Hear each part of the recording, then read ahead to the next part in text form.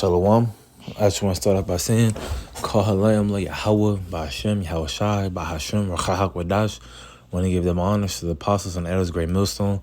Peace and salutations, so for like an eye and spread the truth throughout the whole corners of the earth. My name is Asha Allah, and tonight I just want to talk about the color of the Israelites, man. Slack in 1 second. Because the people that's in our land today are not the true biblical Israelites, man. Hebrew Israelites. They're imposters. They're phonies, man. You know, and their line goes back to Amalek, who is a grandson of Esau Edom, the so-called white man. So without further ado, let's get right to it. This is Job 9:24. It says, "The earth was given into the hand of the wicked. He covereth the faces of the judges thereof. If not, where and who is he?" Right? As the scripture plainly says, the earth was given into the hand of the wicked. We know the wicked to be Esau Edom, according to Malachi 1:4. We're going to grab that precept next. But to finish it, it says, "He covereth the faces of the judges thereof. If not, where and who is he?" So another indicator showing you who the wicked is to look up the judges. Right? And so when we're going to do some Google searches on a few of the judges, such as Moses, such as King Solomon, and also the Apostle Paul, man. Because here this man, Esau Edom, he committed iconoclasm. And real quick, we can look that up.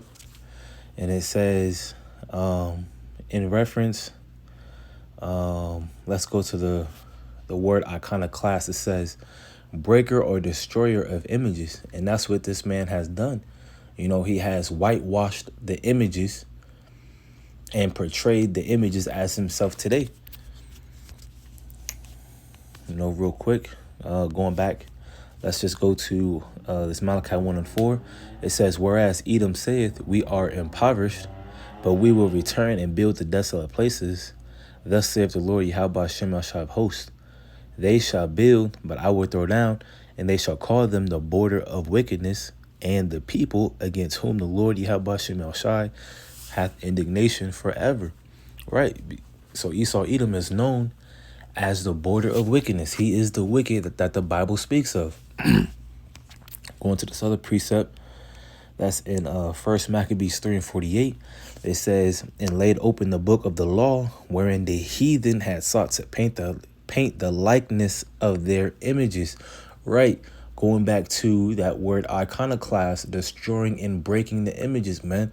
The scripture says plainly that the heathen sought to paint the likeness of their images. Going back to Job 9:24 as well. He covereth the faces of the judges thereof. If not, where and who is he? Now let's go to some of these. Let's Google search some of these judges, man. Right now, I just typed in Moses, and this is what you get.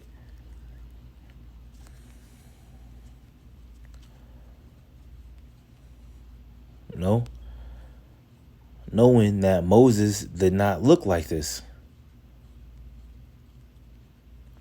And we're going to grab the scriptures to show that, man. Here are some photos of what they say Moses looked like.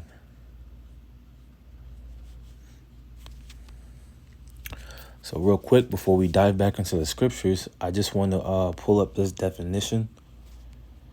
I took this photo out of my the Zondervan Pictorial Bible Dictionary, just so I can show you guys. And this is the definition of Ham. And it says, the youngest son of Noah, born probably about 96 years before the flood, and one of the 8 persons to live through the flood. He became the progenitor of the dark races, not the Negroes, but the Egyptians, Ethiopians, Libyans, and Canaanites. Right, so this is saying that he became the progenitor of the dark races, and it specifically says not the Negroes. Why? Because there is a clear difference between the line of Shem and the line of Ham, because the Negroes will fall under the line of Shem, while these other dark races, he says, but the Egyptians, Ethiopians, Libyans, and Canaanites, they all fall under the lineage of Ham, right? As it says that he is the progenitor of these races. So let's go to Exodus. Let's see.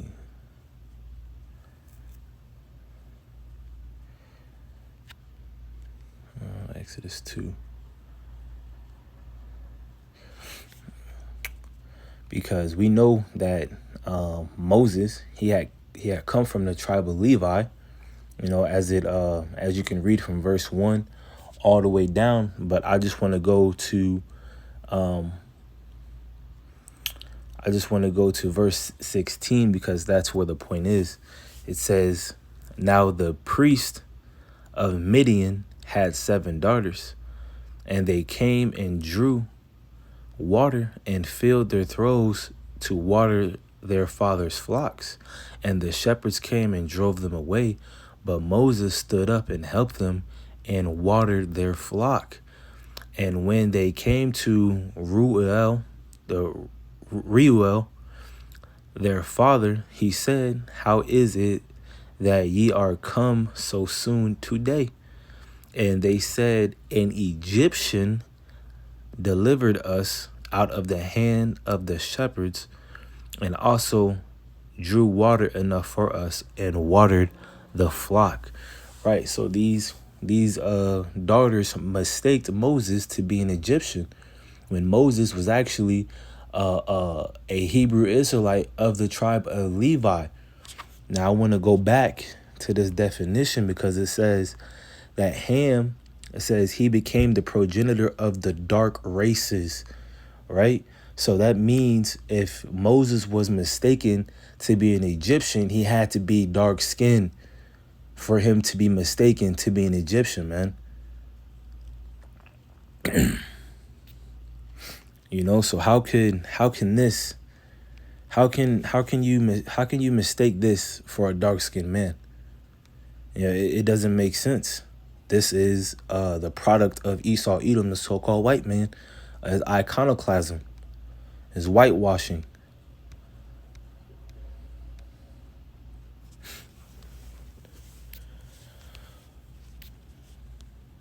My next scripture I want to go to is Exodus 4. Let me just start at verse 6. And it says, and the Lord Yahweh Shem Ashai said unto him, said furthermore unto him, put now thy hand into thy bosom. And he put his hand into his bosom. And when he took it out, behold, his hand was leprous as snow. Right. So this is the Lord giving a sign to Moses that he was dealing with Moses. He had told Moses to put his hand into his bosom and to pull his hand out. And when he pulled his hand out, it said that his hand was leprous as snow. So we just now proved, that Moses was a dark-skinned man. So when he put his hand in his bosom and he pulled it out, his hand was white. There was no pigmentation in his hand. Verse 7, and he said, put thine hand into thy bosom again. And he put his hand into his bosom again and plucked it out of his bosom. And behold, it turned again as the other flesh. So his hand came, when he put his hand back in his bosom, he pulled it back out, the pigmentation returned. If Moses looked like how Esau portrayed him to be, a so-called white man, and he putting his hand into his bosom, that wouldn't be a significant sign. It wouldn't be it wouldn't be a sign to show, because the rest of his body was already the same color as his hand, leprous as snow. Right, showing you that Moses had to be a dark-skinned man for this to happen.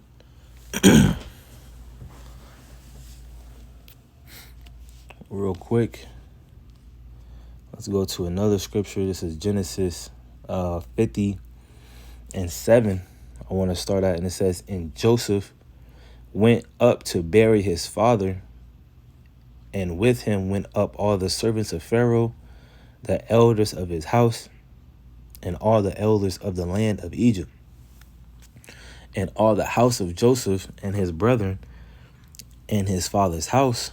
Only their little ones and their flocks and their herds they left in the land of Goshen. And there went up with him both chariots and horsemen, and it was a very great company. And when they came to the threshing floor of Atad, which is beyond Jordan, and there they mourned with a great and very sore lamentation. And he made a mourning for his father 7 days. And when the inhabitants of the land, the Canaanites, saw the mourning of the floor of Atad, they said, This is a grievous mourning to the Egyptians. Wherefore the name of it was called Abel Mizraim, which is beyond Jordan. Right. So these Canaanites, they had seen the multitude and said that it was a grievous mourning to the Egyptians. But they were looking at Israelites, man. They were looking at Joseph and his brethren. They were looking at Joseph and his brethren and their families, as they had mourned, for their father Jacob. It's another indicator showing that what the Israelite, the true Hebrew Israelites of the Bible, were dark-skinned people.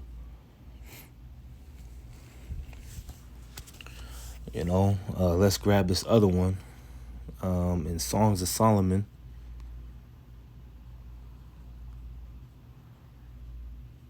It's the Songs of Solomon 1 and 5.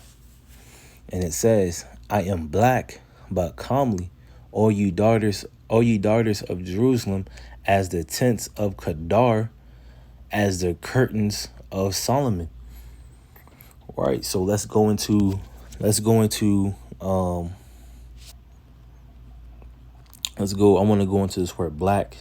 I want to go into the lexicon, and it says blackish color of the face, so dark skinned, and it says as the tints of Kedar. When you go into that word Kedar, it just means what? It means dark. So this is King Solomon saying what? I am black, I am dark skinned and beautiful. I am dark and beautiful, as the tints of Kedar. Showing that King Solomon was a dark-skinned man. But let's go to Google and do a simple search. What, King Solomon? And this is what you get. An Edomite. Like I said, this is Esau covering the faces of the judges thereof.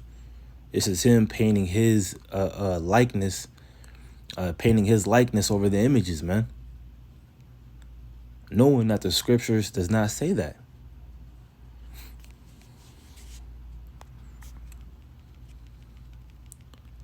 Let's grab another one. Apostle Paul. And this is who they say Apostle Paul. This is what they say Apostle Paul looked like. But we're going to get in the scriptures that Apostle Paul was mistaken as an Egyptian. Right?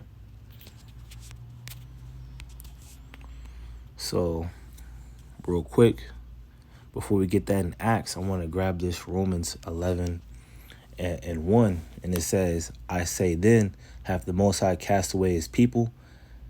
God forbid. For I am also an Israelite of the seed of Abraham, of the tribe of Benjamin. So we know that Apostle Paul is of the tribe of Benjamin. All right, he is an Hebrew Israelite. So let's go to the account. This is Acts 21 and verse 37.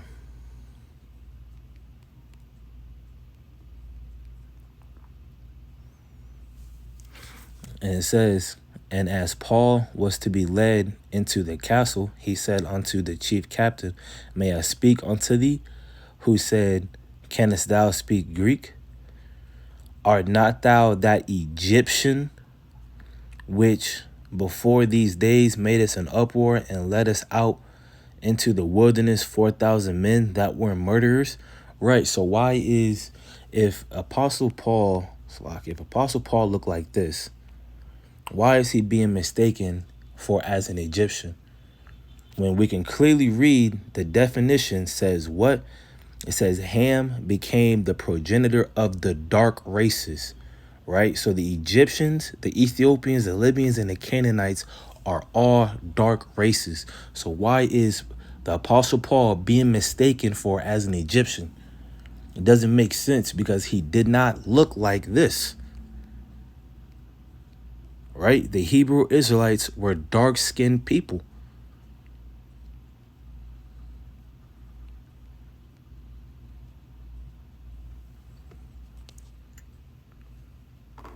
But so hopefully this is edifying. I just want to end it off by saying, Call Halayim La Yahweh by Hashem Yahushai, by Hashem Rachahakwadash. I want to give double honors to the apostles and the elders, great millstone, peace and salutations to Ophalek and the Akim, spreading his truth at the four corners of this earth. Shalom.